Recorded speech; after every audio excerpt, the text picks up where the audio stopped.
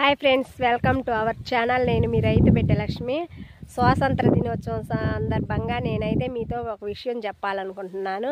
నేటి సమాజం ఎలా ఉందంటే స్వాతంత్రం వచ్చిందనే అచ్చం ప్రతిదీ మగవాళ్ళ మీద రుద్దుతున్నారు. కానీ ఒక్క నిమిషం ఆలోచించండి. స్వాతంత్రం పేరుతోటి ఇడ్లీ తేలేదని ఈషితోటి విడాకులు ఇచ్చే ఆడవాళ్ళు ఈ దేశంలో చాలామంది ఉన్నారు. కాకపోతే ఏలెత్తి చూపించడం మగవాళ్ళనే ఏలెత్తి చూపిస్తున్నాం, కానీ అలాంటి ఆడవాళ్ళు కూడా ఈ సమాజంలో ఉన్నారు. అలా ఆలోచించి విడాకుల దాకా వెళ్ళి కాపురాలు నాశనం చేసుకునే ఆడవాళ్ళకి మాత్రమే ఈ వీడియో దయచేసి అందరికి షేర్ చేయండి.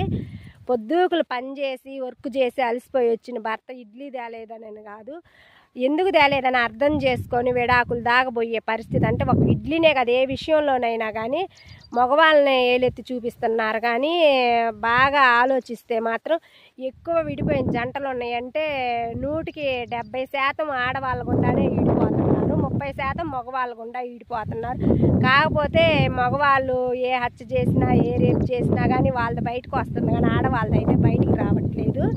నిజమో కాదో ఆలోచించండి. ఎక్కువ అలా శాడిస్ట్ ఆడవాళ్ళు కూడా ఈ సమాజంలో ఉన్నారు. స్వాతంత్రం వచ్చిందని పేరే కానీ అలాంటి ఆడవాళ్ళ కోసం ఈ వీడియో. దయచేసి అలాంటి ఆడవాళ్ళు మాత్రం మార్చుకోండి, కాపురాలు అయితే నాశనం చేసుకోవద్దు. జై జవాన్ జై కిసాన్, మీ రైతు బిడ్డ లక్ష్మి.